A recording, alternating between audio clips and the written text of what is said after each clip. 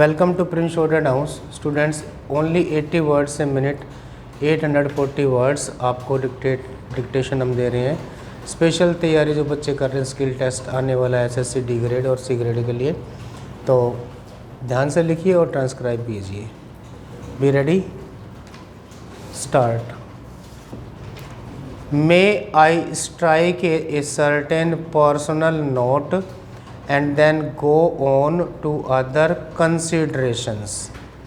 We, my generation in India, have been conditioned in particular ways by events. There is the background of 2000 years or more. There is the conditioning we have had during the 150 or 200 years of British rule. And then there is the big conditioning during the last 30 or 35 years of what is called the Gandhian movement. We are the resultants of these various conditioning factors. If you want to understand us, you have to understand these conditioning factors. That is so about me and my government in India. That applies to the world at large also. We have to understand other people's basic conditioning factors, their past history, traditions, habits, conflicts, etc., and more particularly the recent history of the last half a century or so. Countries like India and China have millennia of history. It is not an easy matter for me, whatever new knowledge I may gather, to get out of the 2000 years of Indian history. So also with other countries. Yet in order to understand another country, it is no good looking at it through the speckles of our own country. If an Indian pressures with his Indian background to judge England or Germany or Russia, he will probably not be objective enough. Now, the China. Living one past history, it has been conditioned for more than 40 years, ever since the end of the Manchu dynasty, by continuous trouble. That was China's experience. Take the background of the present rulers of China. It is a background of struggle for the last 25 years. I remember, and some of you may also recall, the long march in China. Quite apart from its merits, that long march was a terrific feat. It meant being hunted, being harassed, with many people collapsing and some surviving. They often found a habitant in the mountains and in the caves and lived there for a number of years, organizing themselves.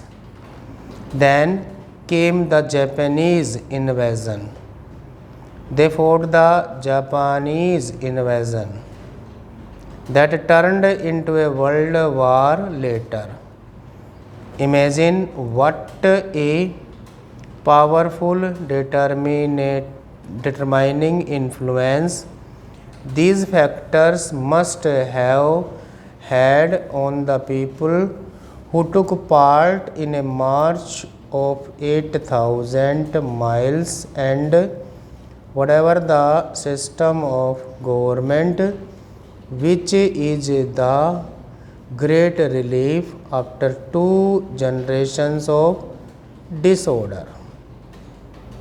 The second, in their feeling of nationalism. They feel that their great country, which has been kicked and tossed about for generations, has become unified and strong and can stand up on its own feet and look to any other country in the face. Look at it from the Chinese point of view. I am not for the moment considering communism or anti-communism. I tell you, a Chinese living in Singapore, Laos or elsewhere, even if he is completely anti-communists, is still proud of China's condition today. He has his nationalist pride that his state, his country is strong and unified. This is the background of China today. Of course, it did not require my going to China to know all this. But if you keep it in mind, you will understand something of what is happening in China. You and I know very well that in China today, they have got a certain political structure and a certain economic structure. The rulers of China are communists. There is no doubt about that. They have evolved a political and economic system which is partly based on their Marxist ideas and partly adapted to conditions in China. We all know that it is not full-blooded communism. These. It has adapted to their conditions.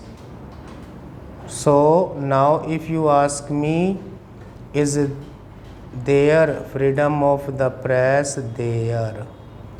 With all respect, I shall say that question is rather unnecessary. The whole structure of government there is of a type which is completely different from parliamentary democracy. Whether you can call it democracy or not is another matter. They call it people's democracy. That is an argument which we need not go into. My point is that it is different. We know it. What results it yields you can partly see now, and ultimately the future will show. It is the future that will show whether the results achieved by the methods they pursue will be the worthwhile or not, or have been worth the price paid for them. Each people, and especially these big chunks of humanity like India and China with long records, as soon as they find freedom to function according to their wishes, are influenced by various external forces, industrial revolution, technological advancement, political ideas, and so on. But if you are worth our salt, we have to stand on our own feet and function in accordance with our own thinking and conditioning of minds. I shall have little respect for India if it followed blindly the American pattern or the Russian pattern or the Chinese or the British. Then it would not be India but a pale imitation of somebody else. Thank you students. Stop.